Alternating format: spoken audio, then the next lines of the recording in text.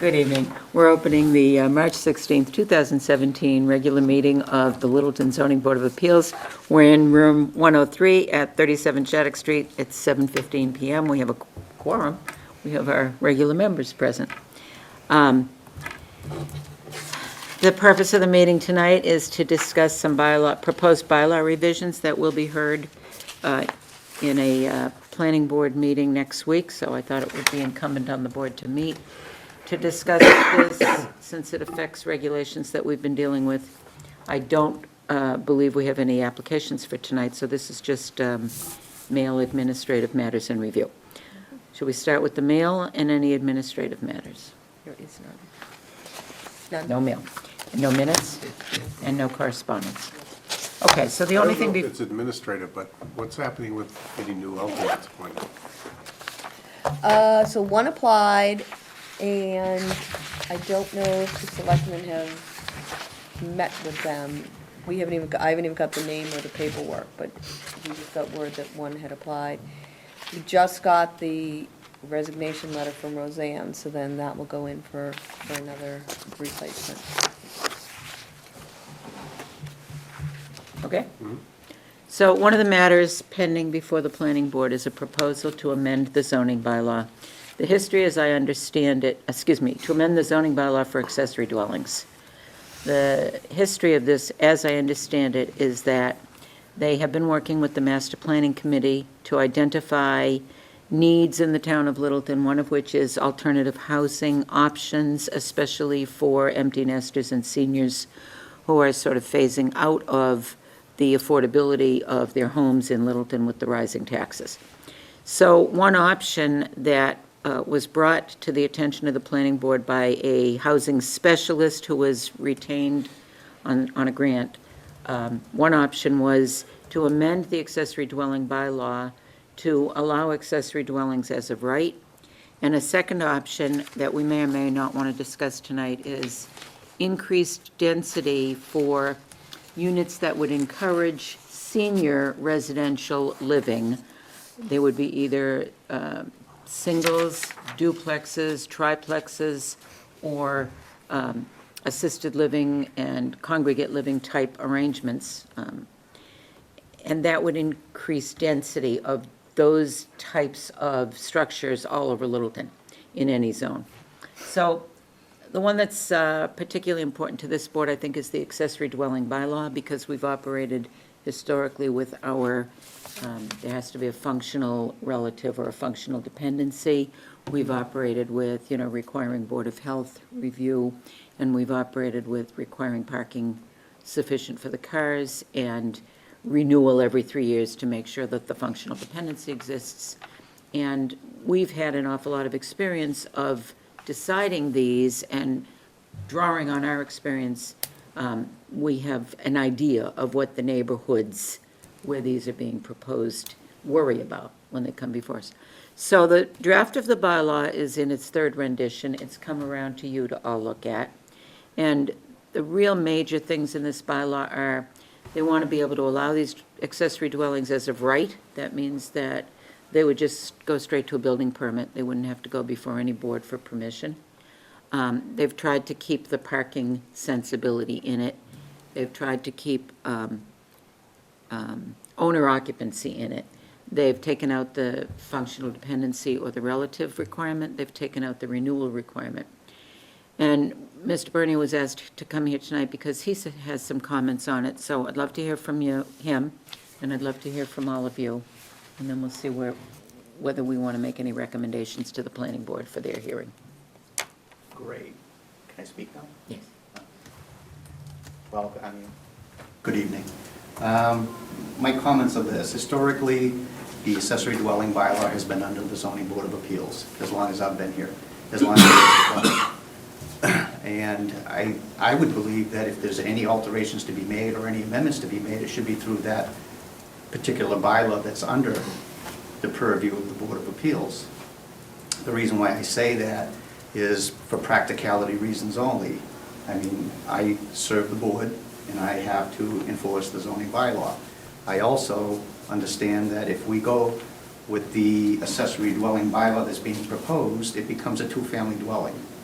I have to look at it as a two-family dwelling. Even under our present accessory bylaw, which doesn't require a second means of egress, I require a communicating door. And for reasons that I specified to the planning board in a recent memo or email, is that there's case law that says if you have communication between dwelling units in a single-family home, it remains a single-family home. It doesn't limit it. Now, I know I've talked with the chair, and she can't find that particular case that I referenced, but I can only tell you that I've gone to meetings where my people, the building commissioners, discuss this on a regular basis, the Ernie Bach case. And he had a large family, single-family dwelling, where he had his family living with him, children. They all have their own dwelling units, but they were all communicating. And the court ruled, as far as I know, that it was a single-family dwelling. If we go with this proposal, this is a two-family dwelling, as far as the building code's concerned, and I can't see it any other way. And I don't know that I can suggest to the applicants, like I've been doing in the past, that you need communicating doors, which they've been compliant, and they welcome it, and they simply do it, but there could be pushback on that. This particular law, now that you don't have a dependency, whether it be blood relative or some type of dependency, it's just simply another unit, and it becomes a two-family dwelling. The building code doesn't recognize accessory dwellings. It recognizes two dwellings next to each other that are attached. They're divided by a rated wall, and you have two means of egress out of each unit. It's as simple as that. It's a two-family dwelling. I don't care if you limit each side to 1,200 square feet or 900 square feet. It's still a two-family dwelling. With that said, I believe it should stay here. We have a bylaw already in place that allows us to convert single-family dwellings into two-family. Change the date as to when that trigger mechanism takes place. Fix the definition, saying that if you have a single-family home, or if you have an accessory dwelling, according to this proposal, with limited the second unit has to be limited, that's fine. Do it in the definition. But to go through all this, have it sitting at the planning board, whereby sometime there's going to be a variance required, they have to postpone that hearing. The applicant now has to come to the Board of Appeals, request the variance, and then go back to the planning board.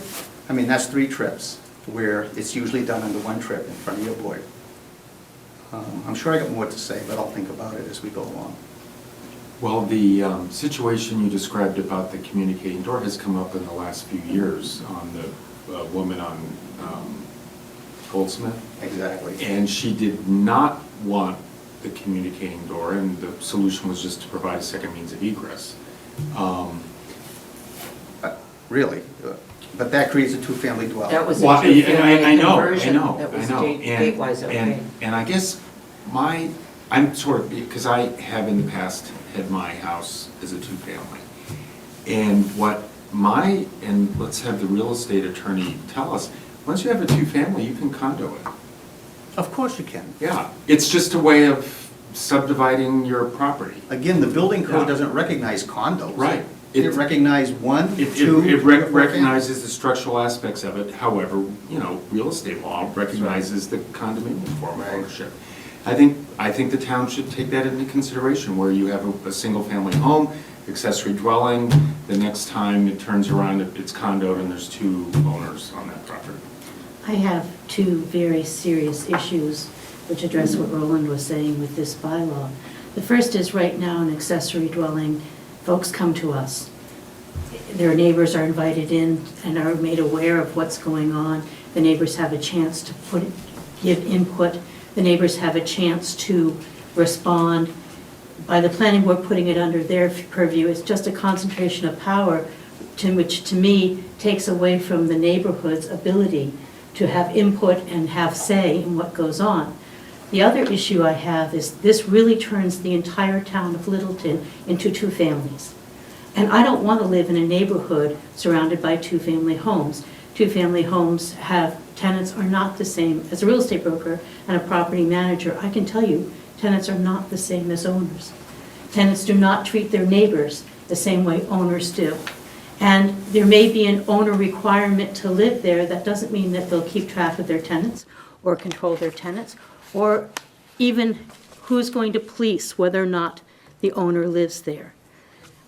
We've had all kinds of issues with a two-family in our neighborhood, and I don't want more of them in my neighborhood. I don't want my neighbors to have two families around me. It just causes too much trouble and too much angst, and it's going to affect property values in town. And it's going to affect the character of this town dramatically, to bring all these tenants in here. And this bylaw really does turn every house in Littleton under to a family.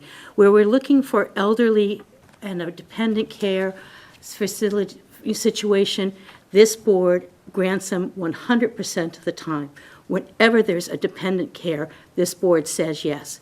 We may require a communicating door, we may require a second egress. We listen to the neighbors and look at where they're going to place this accessory or how they're going to expand. We pay attention to what the neighbors are saying about that person who's doing that house. We give so many rights to people around them, and this bylaw takes all of that away. And it's fully my intention to stand up in town hall meeting, and if this comes to town meeting, and say all of that.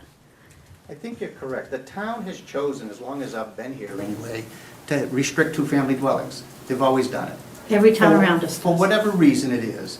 And I look at this bylaw, and this bylaw simply circumvents that and calls it a different name, but it's a two-family dwelling. You're allowing two-family dwellings in.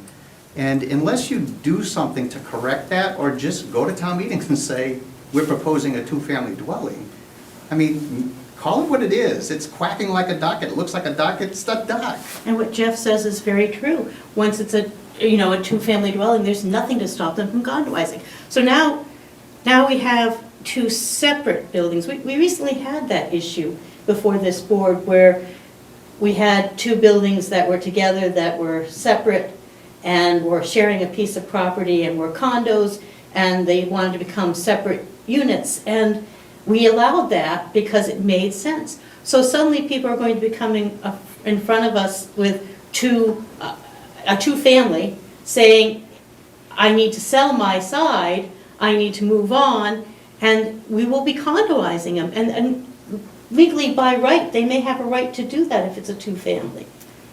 So, all of your input is valuable, but I wanted to say two things. Jeff, what you said is true. You can condominiumize once you're a two-family. The planning board's response has been, and the woman, I can't think of her name, who proposed the bylaw has been, they can't do that practically because you have to have an owner occupant. But one of you said, how are you going to police the owner occupancy over time?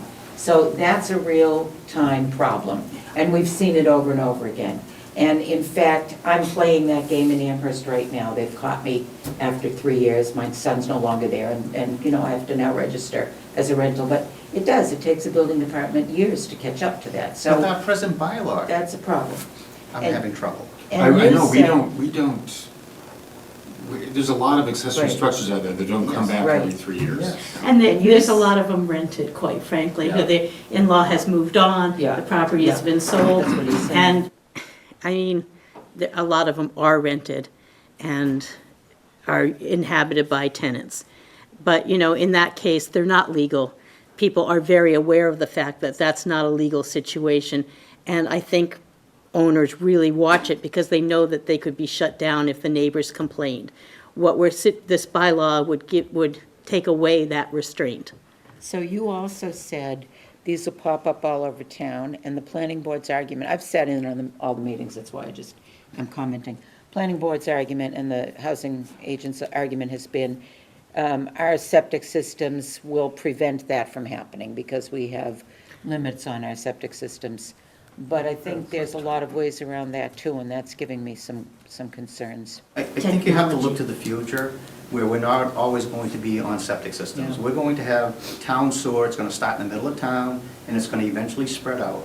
And if you prepare a bylaw now that addresses that, rather than wait as a knee-jerk reaction to that occurring, I mean, think about it as having city sewer. The Yeah. horses will be out of the Yeah. barn. Yes. You're right, you're right. So what was the goal of this? What was the public Yeah, what was the purpose motivation? for doing this?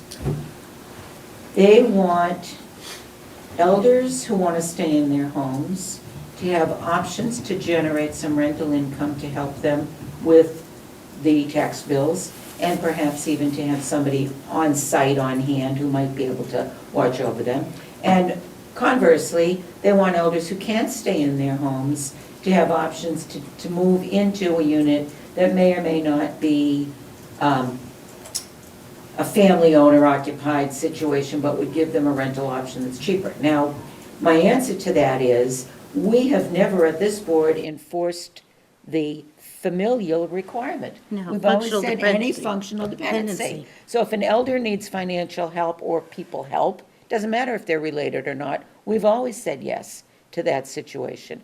The problem is the person who makes that renovation in their home, who then loses the dependent elder, has a unit, as you say, that isn't marketable or rentable. Now, we tell them that going in, but with costs of construction the way that they are, I think there's a feeling that That's, there ought to be that's, some way to that's the choice they amortize make. these units. No, Well- that's the choice Yeah. they make, and quite frankly, the thought of a person who's elder, and I certainly have clients that are in this situation and can't afford to stay at the home, turning part of their house into an apartment seems just really ripe for abuse and problems that would cause. I mean, I have a lovely couple that can't afford to stay in their home right now. There's no way they could handle a tenant Yeah. and the potential problems a tenant would Yeah. cause. You know, if they rented their basement to a 20 or 30-year-old young man and he started having parties, there's just no way they could control that issue. You actually had that situation on the lake area one time. We had a And- heck of a time getting that tenant out, if I recall. And it's just, oh, yeah. It's just not a, I mean, I understand the thought of that, but we grant these apartments and these in-laws 100% of the time whenever there's any kind of functional dependency. So let me take a step back just to tell you where things stand this minute. Mark Montanari's been away, so I haven't seen him since the last meeting. When he got back today or yesterday, I said to him, you know, I'm worried about this accessory bylaw. You haven't listened to Roland at the planning board level, and I'm hearing from the Cheryl group of people that I think you represent. I think you represent a contingency of people that are very worried about Littleton turning into something else. And I said, it's a strong and vocal opposition to this accessory bylaw because I think it's only half-baked. And all the reasons why, you with the keeping it in the zoning board and the variance and the back and forth. And the septic. And the septic, and Versus you with sewer. turning the whole town into two-family. I said all those things to him. So he said, you know, really, I agree with you, it's half-baked. And when I said to him, it's never going to make it on town meeting floor. When you hear this opposition, then you're going to have a bunch of people trying to amend it, and we'll have so many amendments, as frequently happens, It's not going to work. that'll never fly. So I said, to me, it's a big waste of time because it's only half-baked. So he said, well, realistically, the more important of the two bylaws we're proposing is the density bylaw. And he says, maybe what we ought to do at the planning board level is pull this one and say, let's focus hard on the other one because that'll create some real serious multiple options. For instance, there's a provision in there that allows like studio apartments in a low-rise building, 2-story or 3-story maximum. I haven't been given any of that paperwork. But studio I have not had a apartments- chance to look at it at all. And that won't, well, we won't have any say in that because it's not a zoning matter. No, but Before us. we certainly have a say when we hit the town But- floor, the so- town meeting floor. So this is the draft. I brought it tonight. I'm not sure you need to read it and discuss it tonight, but Did you bring copies? yeah, Good girl. what I'm getting at is, this one would allow detached singles, two families, townhouses, independent living units, and assisted living residences. The assisted living residence would be like Robbinsbrook, or the And one are in they, are Acton. they proposing to allow them anywhere unlimitedly? There's some size limits, but they're mostly unlimited, 2 or more acres of land, so much frontage and stuff. But the interesting thing about this one is, this is really the kind of dwelling, congregate dwelling that would encourage options for seniors. Yes. If it gets baked properly, if I can Yeah. use that expression. And it was very exciting to the seniors that were in the room, because one of the things is independent living units. An independent living unit is essentially more or less an efficiency or a hotel unit like you would get if you're going on vacation, and they can literally elevator up to their room, lock the door, go to Florida for the summer, and have a nice rental unit. And so The town of Stowe This has a is- really wonderful complex. senior residential, I'll pass them around.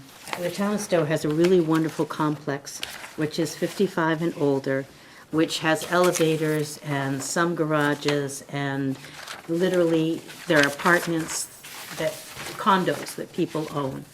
And the condo fees are low, and they have some public meeting areas, and they can literally lock the door and go off to Florida, because there are units beside them, above them, below them, that, they're not worried about their pipes freezing and what happens. And this is targeted to seniors, whereas this other thing we've been discussing might be intended for seniors, but I guarantee you, Won't get It will get abused. Seniors will not be using this. It will be people who, Yeah, it's gonna be abused, and the seniors are gonna minimal benefit from it. So he said, Mark Montanari said to me, why don't you have Roland write us a memo just telling us that we don't think it's got enough meat on it yet? So I said, Roland wrote you a memo, and, the board chose not to read it into the record, which frankly was a little Puzzling. puzzling, that's a good word. Whatever. I think there's a very strong advocate on the board for. Shelley had been doing, I'm sorry.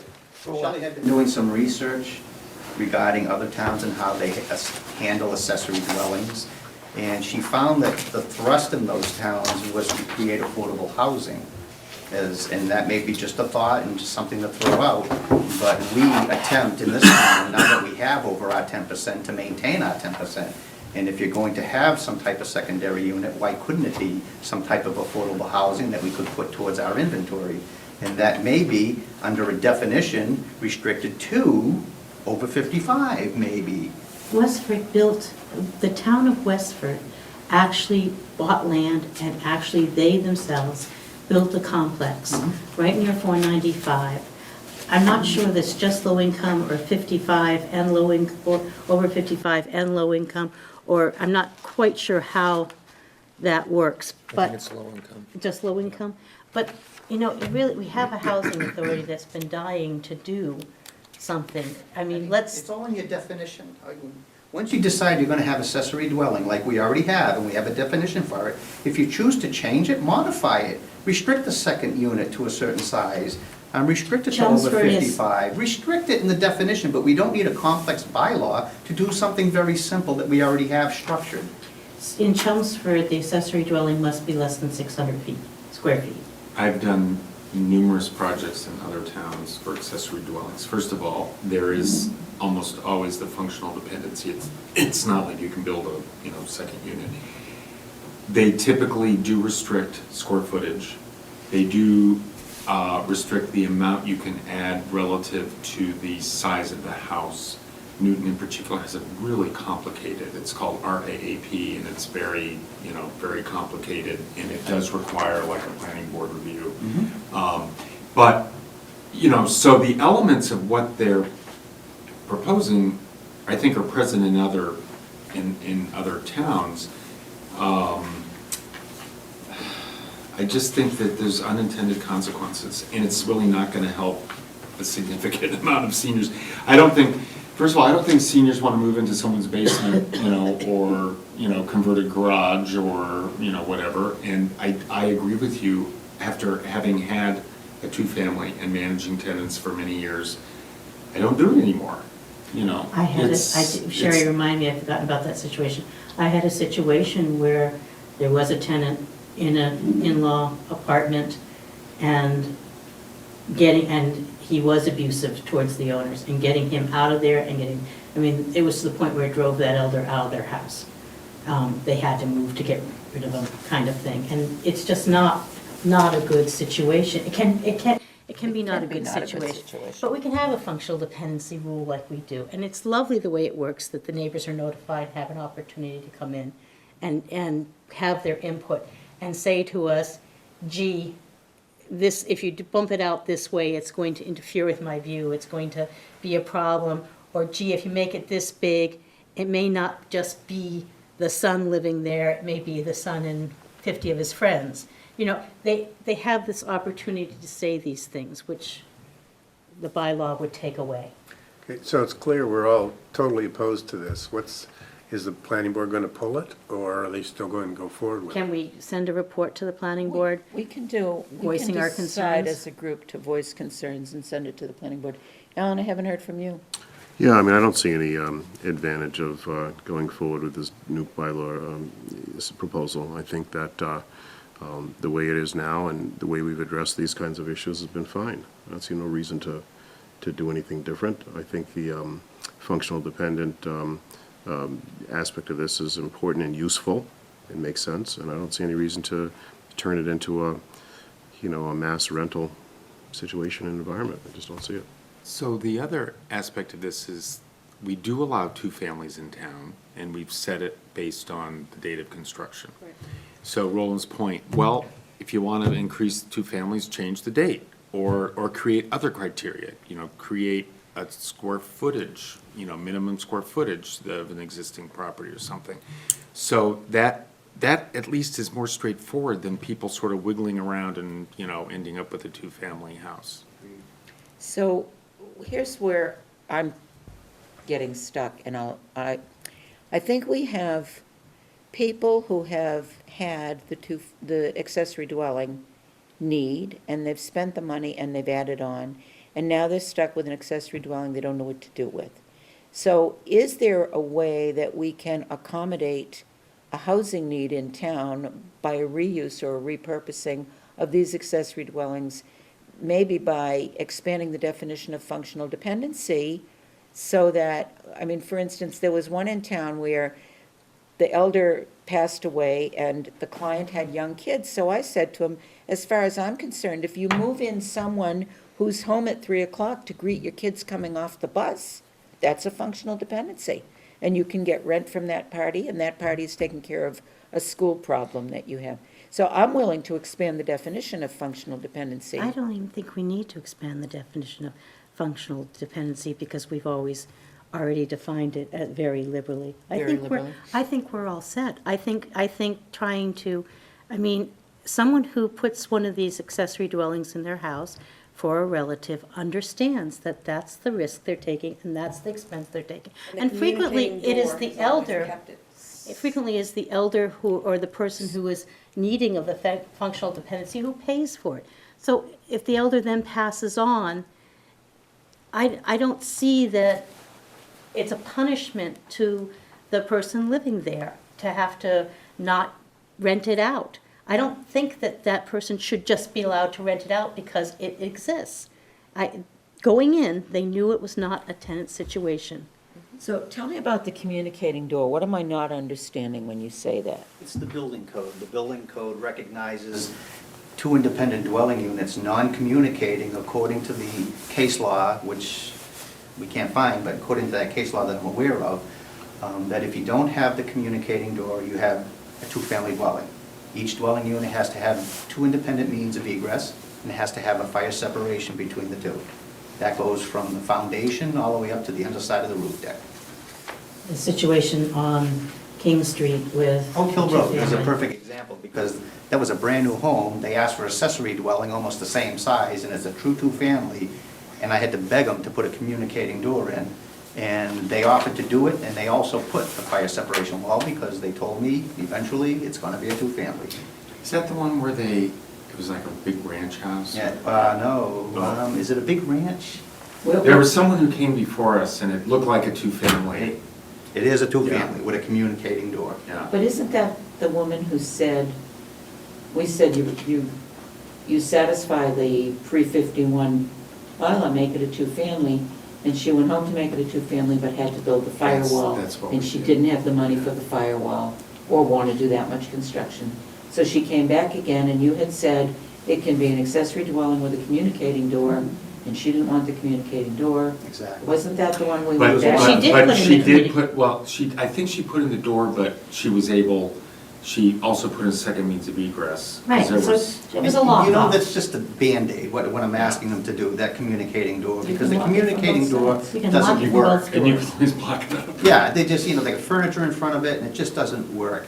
You know, if the board had the appetite, okay, you keep your dwelling, you keep your accessory dwelling unit the way it is, and when it's no longer the dwelling unit under your bylaw, just put a provision that it has to be an affordable unit. You have to have a restriction, over 55 affordable unit. That's what you can rent out to from here on in. That's not a bad solution. But who's going to police Yeah, that? how would Well, you? How every would 3 you- how years would I you- police it. It's policed every 3 Every years. year, I have to send out a notification to every accessory dwelling, Shelley does it, and I have to verify who's living there and what their relationship is to the owner, and that the owner still lives there, I still do that.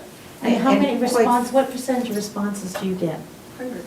She gets Everybody I 100%. send out. So we have Every- 100 of these in Two- town. 2 or 3, No, no, oh, 100%. yeah, 100%. Oh, but how many do you But I send know out? I know, So it's every 3 years, so probably every year, 20, 25. And there's some that, have lapsed and just fell through the cracks in the past years.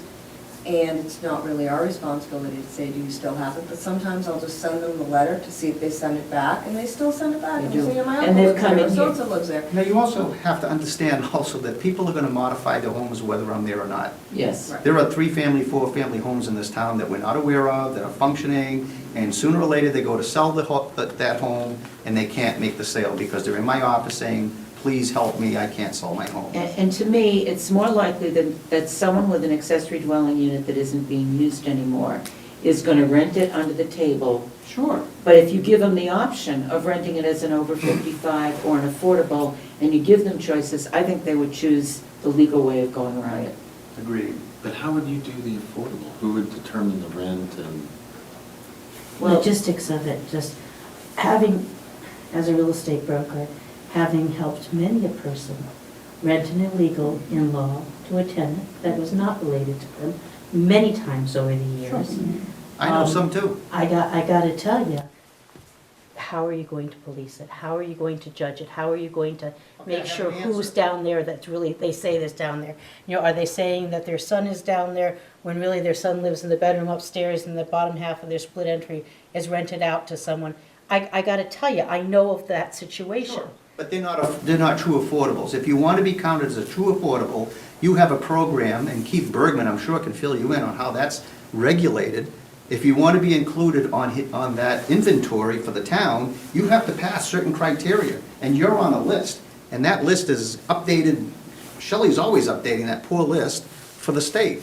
Yeah, but what is, to the homeowner, I mean, if it's an affordable unit, is he going to be able to get less rent than he could out on the market? But he can't rent it because it's a single-family Well, house. let's not lose sight of a But couple we're of things. saying that we're talking about allowing them to rent it if it's over 55 or if it's low income. And I'm saying if you open that door up, keeping that door gated and open will be a real challenge and I think will put a lot of weight on your office. Can I add, I think that's a very interesting points, the over 55 and the affordable, I don't know how it would work, but there's another issue, and this is not an urban legend. In Lexington, 15 years ago, a woman died in a fire because she was in an illegal, unregistered apartment. Right. And the fire department, when that 911 call came in, they could not figure out where. Because they don't know They if don't there's a know person there. who's what. So They don't in this know- case, it was a basement, it was on a busy road. It's a road I commuted on, for 20 years, in a nice residential area, and she died. We just did an inspection. We just did an inspection of a second Yeah. unit that we were unaware of. They were refinishing the bathroom and the kitchen, and I walked in and I said, this person's going to die. This person can't get out of this building, because there was one means of egress from a second level. So we're going to contact the builder and say, you have to put in a second means of egress now, because that's not grandfathered in the building code. You have to put it in. So back the trolley up a couple of steps here. Making these affordable units is a little bit problematic. We've looked at it in the past, and there's a lot of hoops to jump through to satisfy the state. And there's a lot of concessions you have to make as a homeowner to So to make it reach just those over milestones. 55. So Take maybe out the just over affordable component. 55, because this bylaw that they're trying to push through with the accessory dwelling does not have an affordability component. And what the housing specialist says over and over again is, affordability components just don't work. Very nice to have, very nice to keep up your SHI, but they just don't work. What Littleton is doing that is also not on anybody's radar yet, but it's been in the, not on our radar yet, but it's been in the master plan. They're also trying to put forward an inclusionary zoning bylaw, which essentially means every time a developer wants to do some units now, he's got to include some affordability somewhere, maybe on that project, or maybe on a different project, or maybe putting money That's into the lovely. housing. And so that got tabled for this town meeting because they couldn't get that many things in at once. But I think that inclusionary bylaw with some redraft of our accessory housing bylaw, those go hand in hand, and maybe we ask them to pull this accessory bylaw because it's half-baked, and wait to bake it better and marry it to an inclusionary zoning bylaw, because there's where you might get your safeguards that we've got some options for elders, we can do an over 55, we don't need the affordability component, because we're gonna get our SHI up from the inclusionary zoning bylaw. And maybe that's how you package this up nicer. Actually, you know, that takes care of a lot of objections. If you put an in-law in for a functional dependency, the person passes on, you suddenly have this apartment you don't know what to do with. Being able to rent it to another elder, maybe with some kind of understanding of care and watchingfulness, seems fine to me. But, you know, just being able to rent it to anyone creates a By the whole time- can of worms. You know, by the time we're 55, we're too old to pull shenanigans in. Is anyone at this board under 55? Sadly, no. Oh, good for you guys. You can't be. You should be planning out your next illegal apartment to live in. You have grandchildren. They're very young. So, I don't know, I didn't expect this to be a lengthy meeting, and it doesn't need to be, I think. that I'd the like a board- chance to read over the accessory, the other one you're talking about, the accessory senior Yeah, housing. so come to planning board Tuesday, the 22nd. The board collectively wants to send a memo to the planning board with Yes. Yeah, I think we should do that. in Asking them to time for please pull Tuesday. this, we don't think it's a good idea. and- So, and you know, we think it's if it poorly could be written. targeted specifically to the senior component, Mhm. yeah. I mean, it'd be worth considering.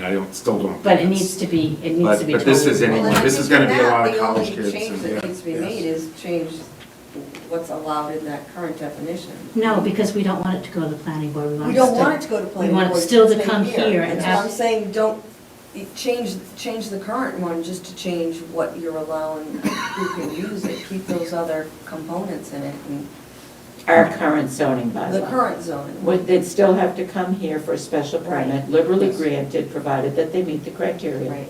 So, see, something else the housing specialist said is, she didn't put a Board of Health requirement in her draft, because she said it's her opinion that you don't draft zoning bylaws with extra language you don't need. So you know by the building code, you can't do an accessory that isn't meeting the Board of Health code, and so you don't need it in there. I personally like it in there, because you're saying to the applicant, you may be able to do this in front of our board, but you certainly can't do it unless you're Right, skeptical. because how are people gonna feel if they spend $400 and get past one board and then they come with a building permit and Yeah. say you can't do this? Yeah. You need Michelle to and I- upgrade your septic system, and it's an increase in number of bedrooms, so it's new construction, and you need a reserve area, and that's gonna cost $50,000, and I go, why didn't anybody tell me that? Right. I You know, kind of right agree now with it's the addressed. consultant, though, and Michelle and I go through this every day, we argue about this. But the beauty of my office is when they come to get their application for a special permit before this board, Shelley, being also the Board of Health, reminds them, you have this to do. And she reminds them of all the other boards she has to visit. So they don't come here blind as you think they come here. I mean, Shelley advises them, because that's her job, and that's what she does. And does she it does very, it very well. Very well. Very, very well. Very well. The, And she never insinuates her personal opinion. there, you know, So we've had people, timid. we've certainly had people come before us who haven't wanted to spend the money on getting a survey done. Right. And haven't wanted to spend the money on, until they knew would we entertain this idea? And I imagine they're going to the other boards also and saying, gee, if I do this, is this possible? I don't want to spend $1,000 finding out if this is possible, if I know it's already Exactly. not possible. And, I have a lot of patience with people who do that. If they want to come in and say, we can say, if you survey it, and if the survey says what you think it says, then this would be something we would certainly entertain. I have no problem doing that, and I never feel like my time's being wasted by someone doing that. So let's. Jeff may not agree with that. Get a No, I think consensus. that I think that in my view, you come with an upper hand even if you want, like that guy who, well, I won't get into that.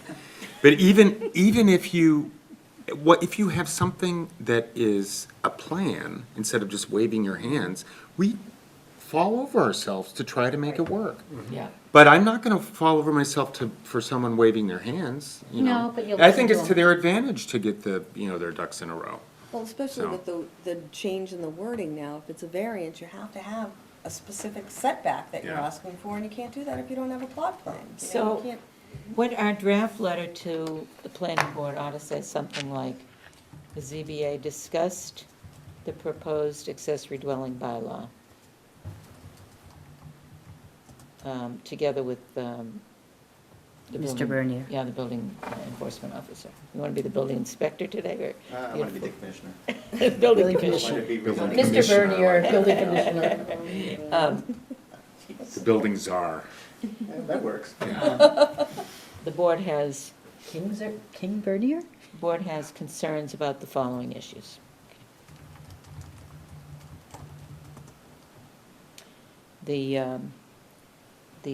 Or allowing an accessory dwelling as of right with no communicating door.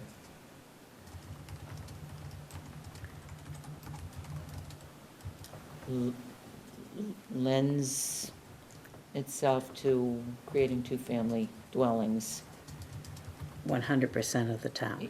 without a true zoning bylaw and a town meeting vote to allow two-family dwellings, right? There are safety risks and code risks in connection with that decision or that change. Course of action. That course of action. Number two, Taking it away from the ZBA, if you want to put it that way. taking it Removing away it from the ZBA's purview limits the ability of neighbors. Didn't like that argument, I made it already, but. I don't care. I know. But I wanna this would say, show up anyway. Town meeting will like it. I don't want to say purview, I don't like the word purview, but yes. Taking this, Taking it out of the removing the special permit granting authority to the planning board, right? It complicates the process. Complicates the process because many of the small units will also require a variance. It also limits the ability of the neighbors affected. Well, it doesn't because, They get well, to- it does if it's as of right, yes. And Yeah, allowing 'cause it there won't- as of right. There won't be a noticed hearing. Yeah, there won't be- allowing it as of right eliminates the notice to neighbors requirement that is often very beneficial in negotiating a compromise, right? Sure. And I would say that while the intention is to create housing options for seniors, in reality, it may not do so. That's number 3. It probably, I would say, Probably it would not. most likely It will most not do likely so. will not achieve that Yeah. result, how's that? And there may be other, better ways to do Unintended, that. unintended Yeah. consequences. And then I think we should also say,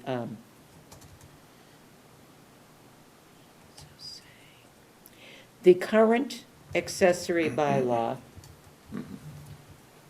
now liberally defines functional dependency to permit all types of senior housing options that come before the board. Period. and the board would be amenable to discussions that would allow